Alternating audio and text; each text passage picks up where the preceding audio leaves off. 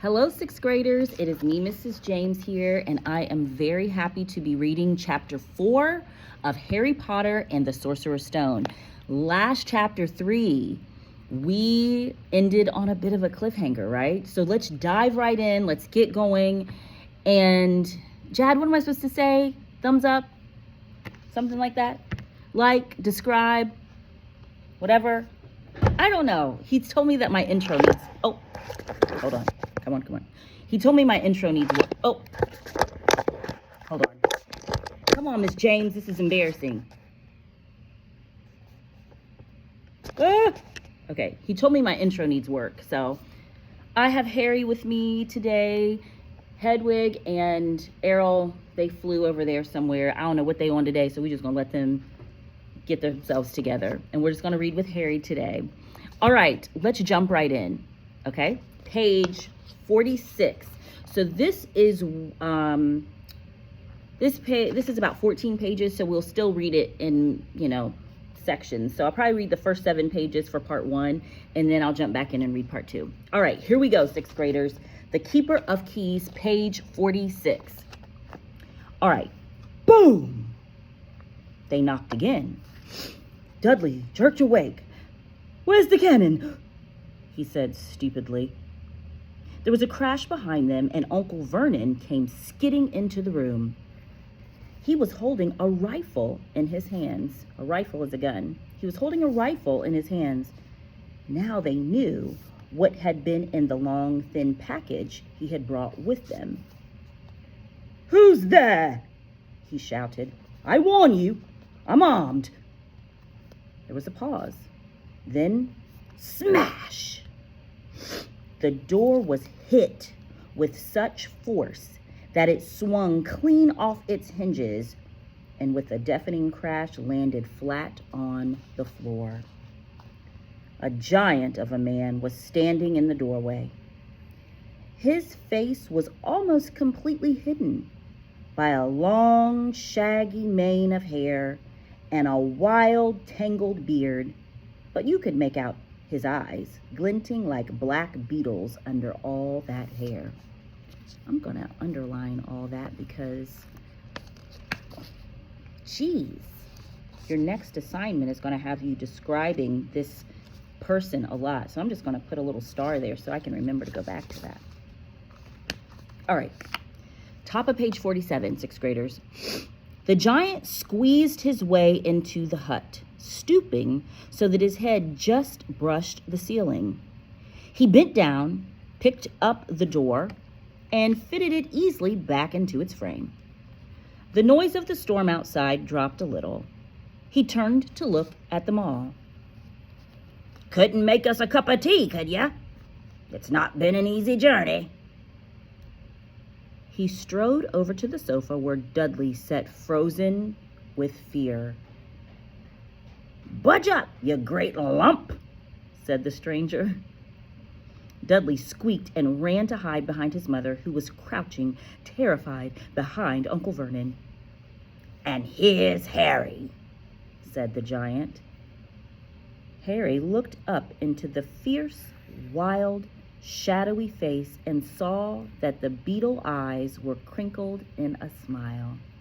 "Last time I saw you, you was only a baby," said the giant. "You look a lot like your dad, but you've got your mom's eyes." Uncle Vernon made a funny, rasping noise. "I demand that you leave at once, sir," he said. "You're breaking and entering." Shut up, Dursley, you great prune," said the giant. He reached over the back of the sofa, jerked the gun out of Uncle Vernon's hands, bent it into a knot as easily as if it had been made of rubber, and threw it into a corner of the room. Uncle Vernon made another funny noise, like a mouse being trotted on. "Anyway, Harry," said the giant, turning his back on the Dursleys, "a very happy birthday to you. Got something for you here. I might have sat on it at some point, but it'll taste all right." From the inside pocket of his black overcoat, he pulled a slightly squashed box. Harry opened it with trembling fingers. Inside was a large, sticky chocolate cake with Happy Birthday Harry written on it in green icing. Harry looked up at the giant. He meant to say thank you, but the words got lost on the way to his mouth, and what he said instead was, "Who are you?" The giant chuckled. "True, I haven't introduced myself. Rubius Hagrid, keeper of keys and grounds at Hogwarts." I'm gonna put a little star by that too. Rubius Hagrid, huh? All right. He held out an enormous hand and shook Harry's whole arm. "What about that tea then, eh?"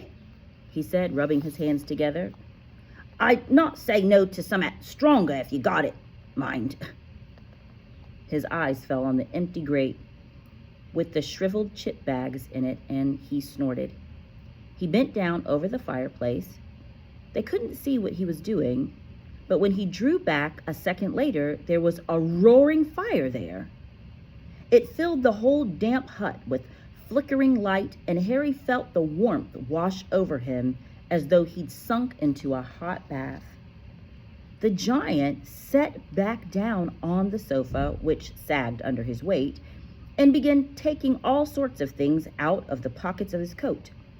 A copper kettle, a squashy package of sausages, a poker, a teapot, several chipped mugs, and a bottle of some amber liquid that he took a swig from before starting to make tea.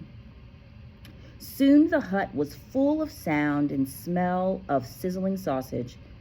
Nobody said a thing while the giant was working, but he slid the first 6 fat, juicy, slightly burnt sausages from the poker. Dudley fidgeted a little. Uncle Vernon said sharply, "Don't touch anything he gives you, Dudley." The giant chuckled darkly. "Your great puddin' of a son don't need fattening any more, Dursley. Don't worry." He passed the sausages to Harry, who was so hungry he had never tasted anything so wonderful, but he still couldn't take his eyes off the giant. Finally, as nobody seemed about to explain anything, he said, "I'm sorry, but I still don't really know who you are." The giant took a gulp of tea and wiped his mouth with the back of his hand. "Call me Hagrid," he said. "Everyone does, and like I told you, I'm keeper of keys at Hogwarts. You know all about Hogwarts, of course." No," said Harry. Hagrid looked shocked. "Sorry," Hagrid said quickly. "Sorry?" barked Hagrid, turning to stare at the Dursleys, who shrank back into the shadows. "It's them as should be sorry. I knew you weren't getting your letters, but I never thought you wouldn't even know about Hogwarts, for crying out loud. Did you never wonder where your parents learned it all?" All what?" asked Harry. "Oh, what?" Hagrid thundered. "Now wait just 1 second." He had leapt to his feet. In his anger, he seemed to fill the whole hut. The Dursleys were cowering against the wall. "Do you mean to tell me," he growled at the Dursleys, "that this boy knows nothing about anything?" Harry thought this was going a bit far. He had been to school, after all, and his marks weren't bad. "I know some things," he said.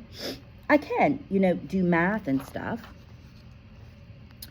But Hagrid simply waved his hand and said, "About our world, I mean. Your world, my world, your parents' world." "What world?" Hagrid looked as if he was about to explode. "Dursley!" he boomed.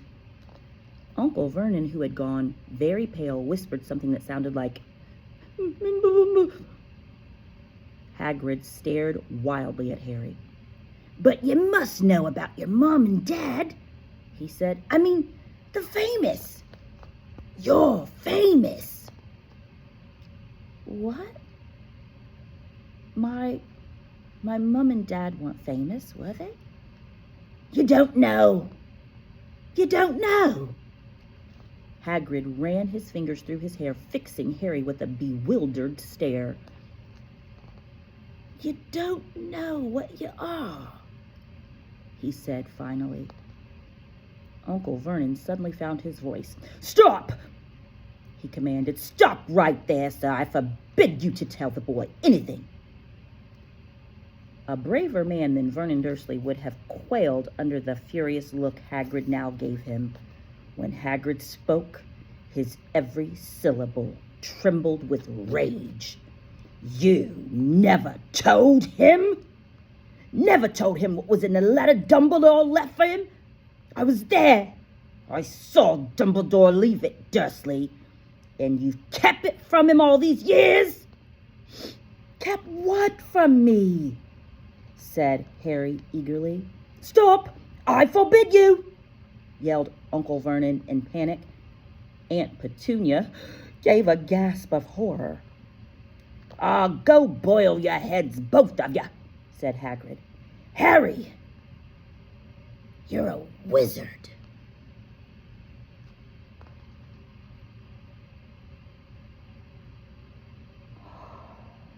There was silence inside the hut.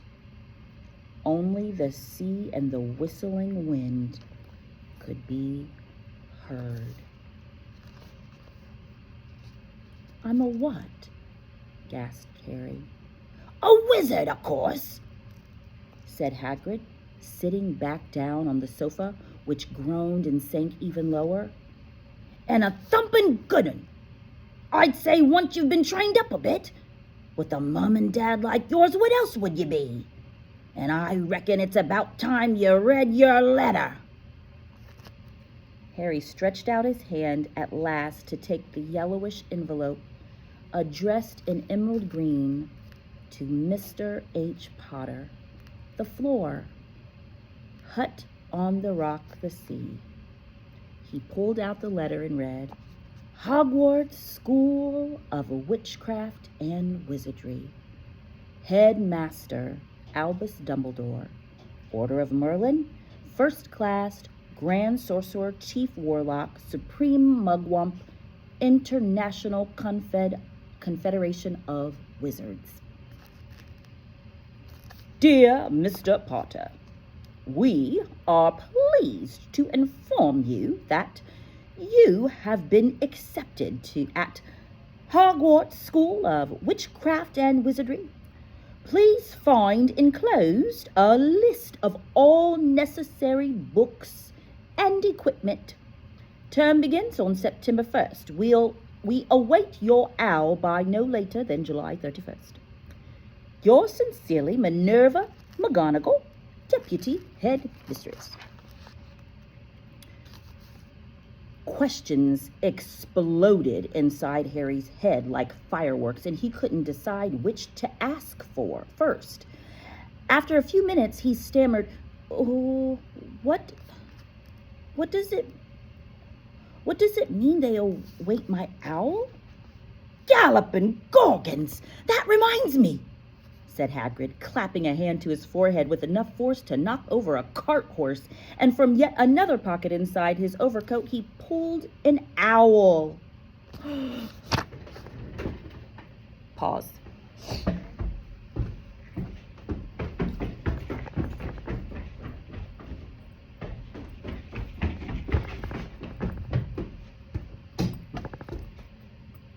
This is the owl. Oh my gosh. We're here. This is your time to shine, Hedwig. Don't bite and don't be mean and don't cuss. Okay. Okay, where were we? Where were we, Mariatu? What page were we on? Oh, page 52. He says, Galloping Gorgons, that reminds me, said Hagrid, clapping a hand to his forehead with enough force to knock over a cart horse, and from yet another pocket inside his coat, he pulled an owl. a real, live, rather ruffled-looking owl, a long quill, and a roll of parchment. With his tongue between his teeth, he scribbled a note that Harry could read upside down. Dear Professor Dumbledore, given Harry his letter. Taken him to buy his things tomorrow. Weather's horrible. Hope you're well.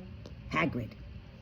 Hagrid rolled up the note, gave it to the owl, which clamped it in its beak, went to the door, and threw the owl out into the storm. Then he came back, sat down as though it was normal as talking on the telephone. Harry realized his mouth was open and closed it quickly. Where was I?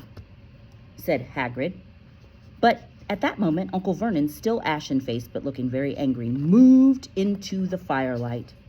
He's not going, he said. Hagrid grunted. I'd like to see a great muggle like you stop him, he said. A what? Said Harry, interested. You guys, I was planning to stop right here, but I can't. I have to keep reading. Okay, page 53. Top of page 53. Let's just keep going for a little bit longer, and we just have to go. What time is it? Oh, come on. A muggle, said Hagrid. It's what we call non-magic folk like them. And it's your bad luck you grew up in a family of the biggest muggles I ever laid eyes on. We swore when we took him in we'd put a stop to that rubbish, said Uncle Vernon. We swore we'd stamp it out of him, wizard indeed. You knew, said Harry. You knew I'm a wizard? No, shrieked Aunt Petunia suddenly. No, of course we knew. How could you not be? My dratted sister being what she was, oh, she got the letter just like that and disappeared off to that school and came home every vacation with her pockets full of frog spawn turning teacups into rats. I was the only one who saw her for what she was, a freak. But for my mother and father, oh no, it was Lily this and Lily that. They were proud of having a witch in the family. She stopped to draw a deep breath and then went ranting on. It seemed she had been wanting to say all of this for years. Then she met that Potter at school, and they left and got married and had you. And of course I knew you'd be just the same, just as strange, just as abnormal. And then, if you please, she went and got herself blown up, and we got landed with you. Harry had gone very white. As soon as he found his voice, he said, Blown up? You told me they died in a car crash. Car crash! Roared Hagrid, jumping up so angrily that the Dursleys scuttled back into their corner. How could a car crash kill Lily and James Potter? It's an outrage, a scandal. Harry Potter not knowing his own story when every kid in our world knows his name? I like that quote.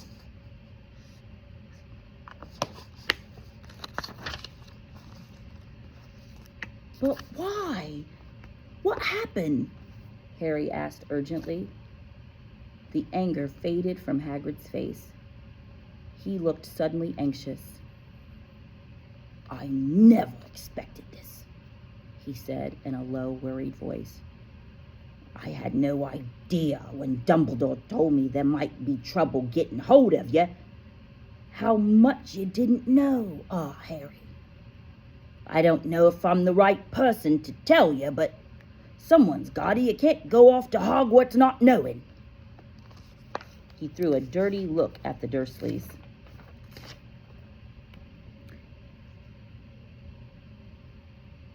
And we're going to stop there. We're going to stop there. We're going to stop there. We're going to stop there. We're going to stop there. So much more to read. This is such a great story. I hope that you guys enjoy it. Talk soon.